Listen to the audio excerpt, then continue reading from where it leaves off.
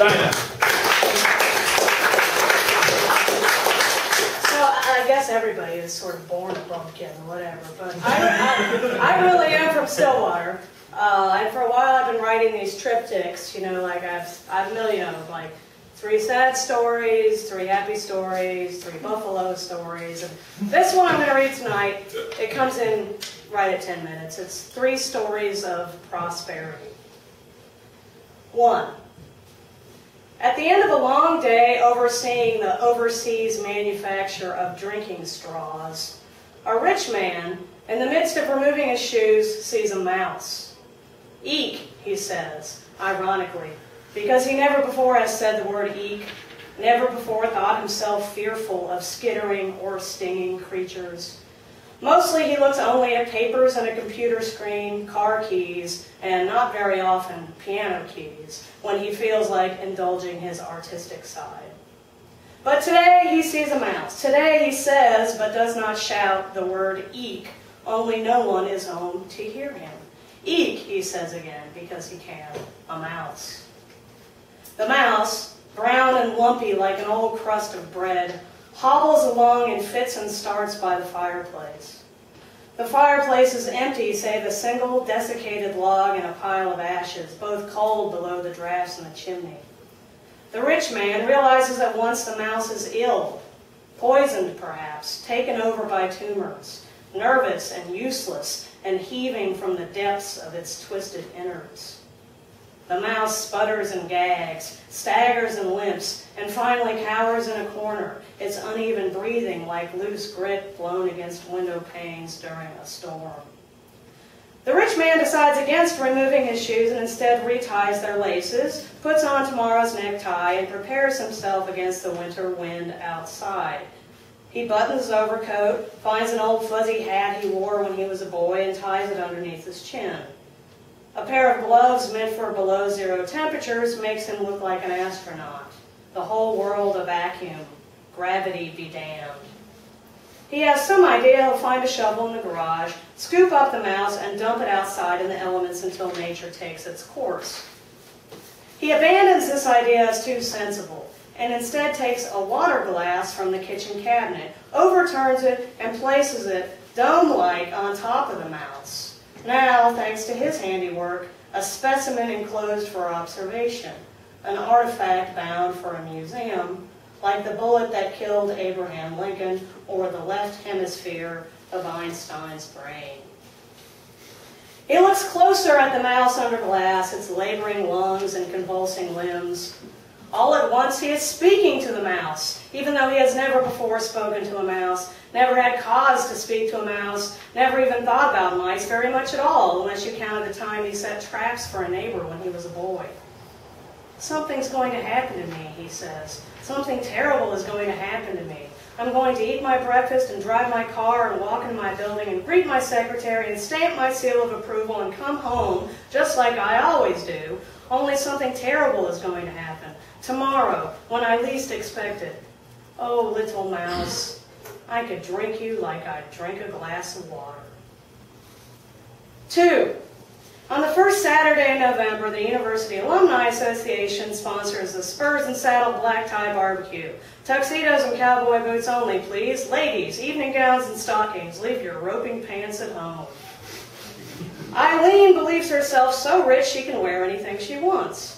But she is mistaken, as she discovers, when she shows up 20 minutes early, wearing jeans and a diamond-studded sweater, her hair braided with ribbons honoring the school colors, also the colors of Halloween.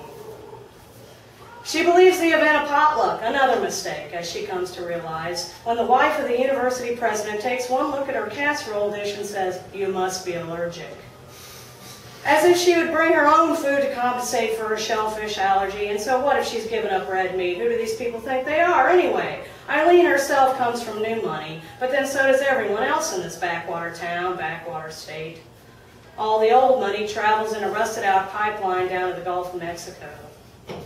Eileen's husband, often mistaken for her father, is an orthodontist and a part-time airline pilot, moonlighting for the sake of their big house on the outskirts of town.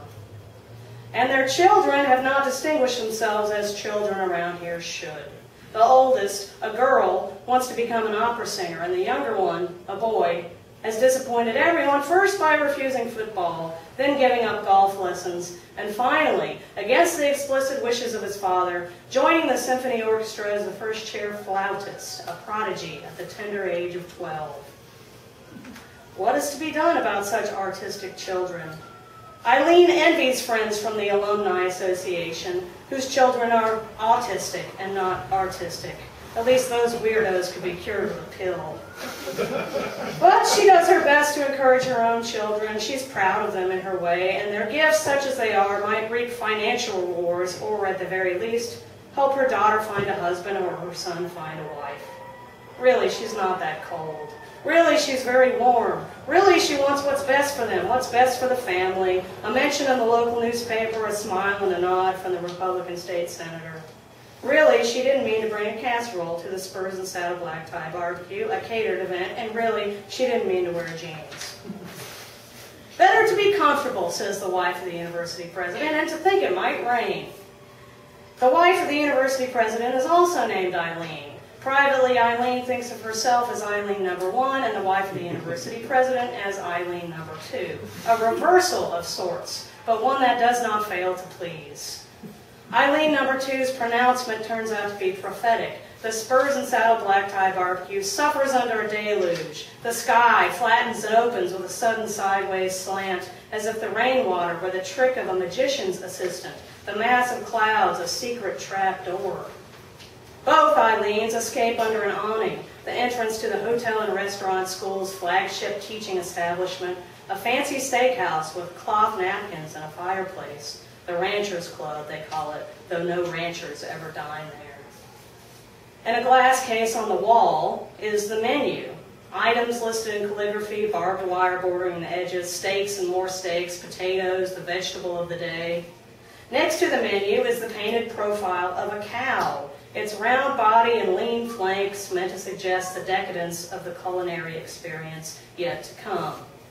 Eileen number 1 steps back from the awning's edge. She takes another step back when the rainwater shoots toward her in a horizontal splash. Now she is right next to the menu, eye to eye with the outline of the cow. She's not sure, but for a moment she thinks she catches the cow looking at her diamond-studded sweater and the ribbons in her hair. No, it's really happening. The cow is staring her down, its eyeball a bulging yellow mass, and the rain's coming harder now, great gusts of pressurized spray, a stinging warmth like the shock of water released by the butchers when they decide it's time to clean the killing room floor. 3. Brandon is a banker, or at least well on his way. For now, he's a loan officer at a local branch of Apple Tree Savings and Loan. A deposit a day keeps the landlord away. He's a little like Jimmy Stewart in It's a Wonderful Life, only not as stupid, he thinks, not as prone to sentimental mistakes. He's recently divorced, lying alone in bed one night when the telephone rings, something that never happens anymore, not even during the day. He rolls over, shakes off a vague dream of sunlight on the floor of a barn, and answers. Hello, he says. Mom? She knows some people, she says, some people who need a loan. Right now, he says, they need a loan in the middle of the night. Please, she says, they're lesbians. Brandon is open-minded, and he watches a lot of television. His former brother-in-law, his high school history teacher, 2 and a possible third teller at Apple Tree Savings and Loan, all gay, all fine with him. And if they had the right credit score, sure, he'd give them a loan. No problemo, amigo, amigas, mujeres, con mujeres, whatever floats your boat. The time, though, is troubling. Tomorrow, he says to his mother, have them call me at the bank tomorrow. Okay, his mother says before hanging up. Okay? Well, okay then, it's all settled. Tomorrow he will work. Something terrible is going to happen to him tomorrow. He's going to eat his breakfast and drive his car and walk into his building and stamp his seal of approval and come home just like he always does. Only something terrible is going to happen tomorrow when he least expects it. He doesn't have a secretary, but maybe if he did, all this trouble would go away. He's tired now, his body like a limpid stream, floating, drifting off to sleep. He returns to the dream of sunlight on the floorboards of his grandfather's red barn. only the paint is fading and flaking, the boards loose and rotting, the whole thing turning pink before his eyes. Who will pay the mortgage every month? Who will cook the dinner? Who will change the furnace filter? If they find a wasp's nest in the eaves, who will knock it down? Who will fold the laundry? Who will mow the lawn? Thanks.